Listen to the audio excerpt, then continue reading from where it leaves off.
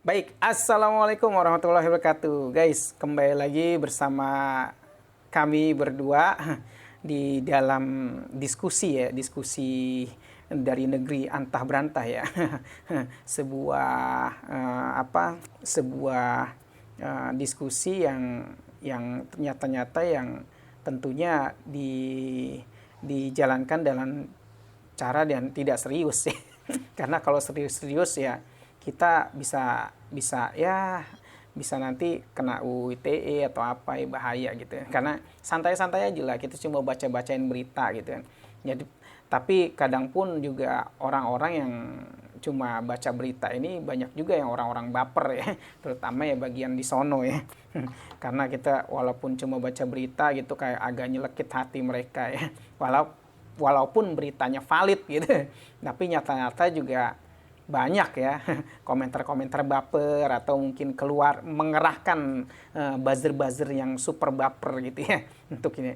Dan lagi pula ada komen-komen yang mungkin menyakitkan gitu ya, atau the best comment ya. Best comment adalah inilah bayi-bayi HTI baru netes gitu ya. Keren luar biasa ya. Baik, di Zoom sudah ada Bung Udin ya. Bung Udin, mahasiswa non idealis, sangat ceriwis tapi bikin kantong meringis ya. Ya, kantongnya memang suka meringis ya dan menangis gitu ya. Karena memang kita juga ya bukan orang-orang yang punya jabatan penting ya, yang mungkin kantongnya nggak habis-habisnya gitu ya. Ya, memang kantong-kantong seperti kita ini aktivis ini ya suka kembang kempis gitu ya. Baik, karena ini temanya juga menyangkut dengan urusan kantong dan kehidupan ya, serta ekonomi ya. Jadi perlu juga dibahas ya, karena lagi ramai di persidangan di Solo ya, bahwasanya ada komisaris ya, sekelas komisaris itu bahaya juga begitu ya. Baik Bung Udin, di sini kita bahas nih Bung Udin.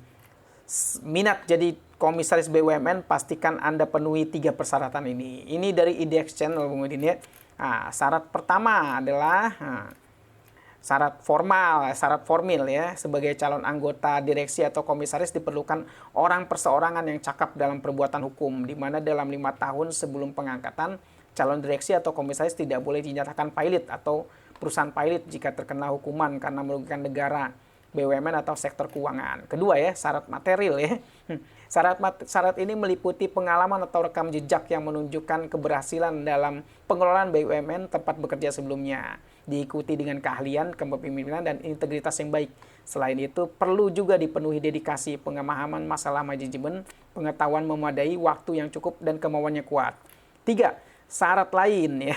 Perlu diingat bahwa pengurus partai politik, anggota legislatif, kepala atau wakil daerah, pemegang jabatan penting yang berpotensi menimbulkan benturan, memegang jabatan sebagai dua periode berturut-turut ya, hingga sehat jasmani dan rohani perlu diperhatikan dalam pemilihan komisaris pengurusan BUMN.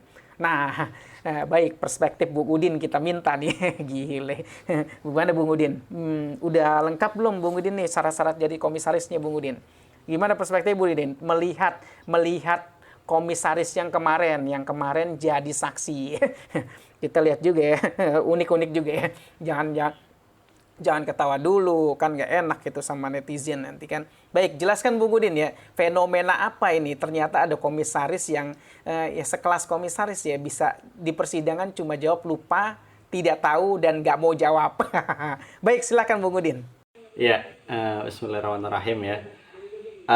Seperti yang kita ketahui ya, tadi syarat-syarat untuk menjadi komisaris di sebuah BUMN ya, katakanlah BUMN. Itu hanyalah syarat-syarat di atas kertas ya. Karena pada faktanya syarat-syarat itu bisa mental ya, atau kemudian tidak berguna ya, ketika yang memang komisaris itulah lahan ya, bagi-bagi kursi ya, bagi para relawan, bagi orang-orang dekat yang dekat dengan kekuasaan, itu sudah fakta ya.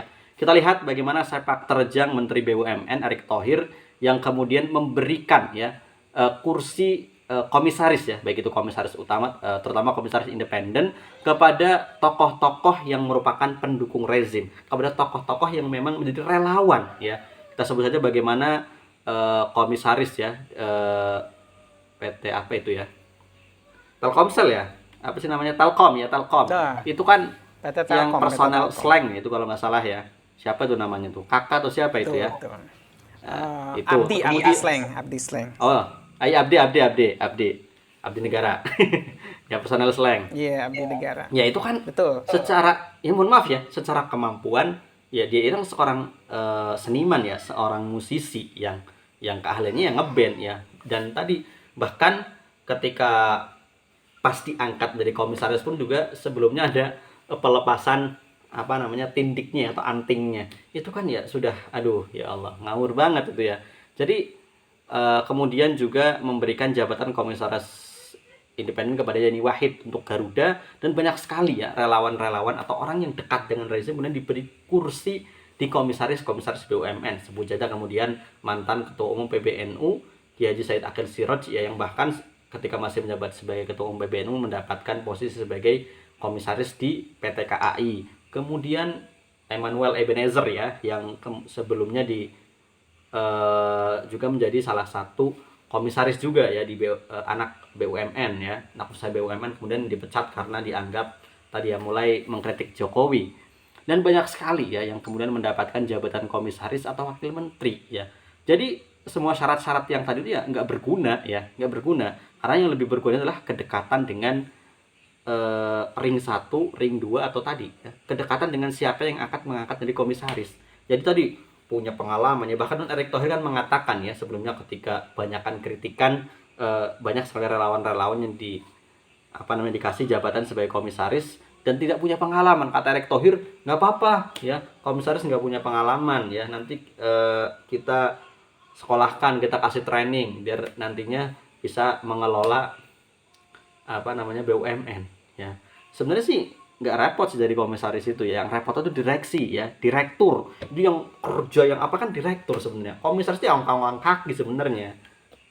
Jadi ya gitulah gitu. Ya seperti itu ya, siapa yang dekat dengan kekuasaan maka dia yang akan mendapatkan jabatan. Jadi kata kuncinya itu dekat dengan kekuasaan maka jabatan akan diperoleh. Nah, baik, itu karena dekat jabatan, dekat dengan kekuasaan ya, maka jabatan akan diperoleh. Tapi ternyata di berita atau di ulasan lengkap di X Channel ini ya, di ulasan lengkap di hukum online ternyata nggak ada seperti itu ya. Tapi kenyataannya memang harus seperti itu ya. Nah itu Bung Udin bagaimana bisa menjelaskannya Bung Udin? Karena itu dapat poin dari mana seperti itu gitu. Ya kita kan melihat fakta saja, faktanya kan seperti itu. Berapa banyak sih ya kemudian relawan yang sudah menggebu-gebu akhirnya mendapatkan jatah komisaris ya, atau enggak jabatan apalah ya. Sudah banyak kok ya. Kemudian bagaimana kemudian kemarin ya pas reshuffle kedua juga menteri-menteri partai-partai non parlemen ya, artinya partai-partai pendukung pemerintah yang tidak punya kursi di parlemen itu juga mendapatkan kursi wakil menteri ya, ataupun tadi kader-kadernya mendapatkan kursi di komisaris ataupun kepala apa. Itu kan sudah wajar ya bagi-bagi kekuasaan ya. Itu namanya ya tadi politik balas budi, politik dagang sapi dan lain sebagainya ya.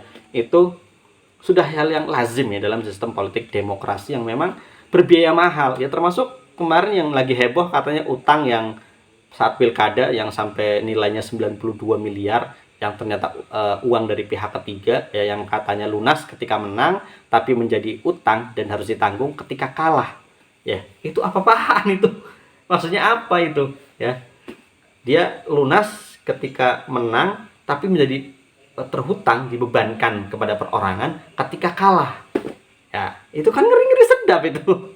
Coba bayangkan ya, itu menunjukkan bahwa sangat mahal ya biaya dalam sistem demokrasi itu. 50 miliar kalau nggak salah ya, 50 miliar, dan itu bukan miliknya Bung Sandiaga Uno ya, tapi ternyata miliknya oligarki ya. Ya kita sebut aja oligarki ya pada masa itu ya. Mungkin oligarkinya juga nggak ternyata apa mungkin ya ada perasaan gak enak ya, kok ini mau nyalon lagi ya, balikin dong duit gue gitu. Bisa aja kan. Ternyata diributin ya. Ternyata ada poin-poin suratnya juga ya, terbongkar ya, bahwasanya kalau jadi udah menang pilkada ya nggak usah dibalikin dong ya kan. Kan ada poin-poin perjanjiannya juga. Ya tapi nggak mungkin dong, nggak ada apa, nggak ada imbal baliknya. Pasti adalah ya kompensasi dari biaya itu untuk tadi proyek-proyek apalah ya, itu sudah menjadi hal yang lazim itu. Ya seperti contoh kasus Bupati Banjarnegara ya kalau nggak salah, itu yang Budi Sarwono itu. Iya Banjarnegara itu. Banjarnegara Bojonegoro itu, Bojonegoro kalau nggak salah ya, Jawa Tengah. Itu kan kasusnya kan gitu dia itu. Dan bahkan sampai mengeluh gajinya yang sangat kecil ya sebagai bupati, bahkan mengatakan kalau begini ya bupati pasti korupsi karena tadi dia sudah mengeluarkan biaya yang cukup besar ketika kampanye ya. Kan kebetulan memang si Budi Sarwono ini kan tadinya sebelum jadi bupati dia tuh bohir. Ini dia yang membiayai para calon untuk maju di pilkada ya, tapi kemudian mungkin capek kali jadi bohir, yang maju sendiri ya, membohiri dirinya sendiri dan menang ya. Setelah menang ternyata gajinya nggak seberapa ya, akhirnya tadi dia melakukan gratifikasi dengan perusahaan-perusahaan yang dipimpinnya, perusahaan keluarganya untuk memenangkan tender di di Pemda ya seperti itu ya, untuk balik modal. Bupati Banjarnegara. Iya Banjarnegara, Budi Sarwono ya namanya, Banjarnegara Jawa Tengah. Iya betul. Nah, Budi Sarwono ya, Budehi. Viral gaji Bupati Banjarnegara, Ganjar minta kepala daerah sabar ya. Nah, gajinya berapa sih? 6 juta ya Allah, 6.114.100. ya itu kan gaji pokok, itu kan gaji pokok belum dengan tunjangan dan lain sebagainya. Kan kemarin juga baru heboh kan seorang Luki Hakim, wakil Bupati Indramayu ya, yang mengatakan tidak pantas ya menerima uang tunjangan makan per bulan 100 juta. Men, 100 juta men, sehari mau dihabisin berapa juta itu? Sehari sejuta makan apa? Seafood mulu. Seafood mulu ya. Seafood itu mulu langsung kolesterolnya tinggi juga ya. Daging apa? Kebuli yang full onta itu kayaknya cukup itu tuh buat ngabisin 100. Sehari gila, tunjangan makan per bulan 100 juta. Terus sehari makan berapa juta tuh orang? Dia mengatakan kalau ya, betul. kalau Bupati Betul. Indramayu kan memang kalau nggak salah dia memang ada konflik dengan bupatinya ya, Nina Agustina Dai Bahtiar ya, putri dari mantan Kapolri Dai Bahtiar ya. Ada konflik dengan bupatinya ya, di mana wakil bupati itu nggak boleh kemana-mana, disuruh di kantor aja. Kemudian staf pribadinya nggak ada, ajudannya nggak ada. Jadi dia pusing, dia akhirnya mundur aja lah, pusing kayak gini mah. Konfliknya udah lama itu. Betul. Konflik udah lama ya, Luki Hakim itu ya. 22. Baik, ini kembali lagi ke soal komisaris ya. Komisaris yang dicecar hakim kemarin ya. Dicecar pengacara ya. Jawabnya lupa, tidak tahu, nggak mau jawab gitu ya. Tapi sekelas komisaris fenomenanya keren banget ya kayak begitu ya. Itu kita jadi bertanya-tanya itu, cara kualitas memilih komisaris itu jadi dipertanyakan gitu, luar biasa gitu. Ya kan sudah disebutkan tadi ya, bahwa yang penting dekat dengan rezim, dekat dengan kekuasaan, maka jabatan akan mudah didapatkan. Apalagi dia punya andil tadi ketika kampanye, jadi relawan dan sebagainya, punya andil besar, ya pasti akan mendapatkan jabatan. Pasti akan menuntut dia para relawan ini. Jadi nggak usah heran lah ya, nggak usah heran itu. Apalagi tadi ini masalah yang sangat serius ya, yang Mahmud Nurwindo kan kebetulan temannya Pak Jokowi ya, dari SMP apa SMA itu kan ya. Dia mengatakan pernah sebangku, kemudian juga banyaklah ceritanya. Jadi ya wajar lah ya jika kemudian dia dikasih jabatan ya, barangkali memang untuk menutupi sesuatu yang besar ya. Karena dia ketika ditanya oleh pengacara kan tahu sendiri, lupa, bahkan dia nggak mau menjawab. Itu kan seperti ada sesuatu yang ingin dia tutupi, ingin dia sembunyikan gitu.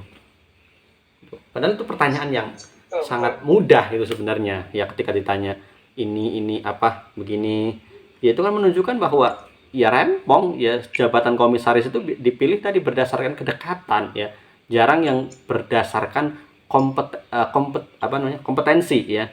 Ya biasanya kan komisaris itu ada 5 atau 3 ya, biasanya yang memang ahli dan kompeten itu 1 orang, sisanya yang 2 orang yang dekat dengan kekuasaan atau titipan dari rezim. Itu hal yang biasa gitu.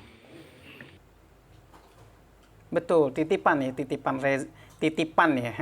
Ya. Ya misalkan komisaris misalnya ada 3 atau 5 lah ya, yang 2 atau yang 2 itu benar-benar orang yang kompeten, yang ahli di bidangnya, yang punya pengalaman. Ya sisanya orang titipan aja. Yang komisaris kan juga tugasnya cuma tadi ya, pengawasan dan lain sebagainya. Yang kerja di lapangan ya yang ngatur itu kan direktur, dirutnya. Baik, itu sekelas komisaris ya. Ternyata ya kita luar biasa juga ya mendapatkan fenomena seperti itu ya. Luar biasa ya. Baik, Bung Udin, terima kasih banyak soal perspektifnya yang luar biasa ya.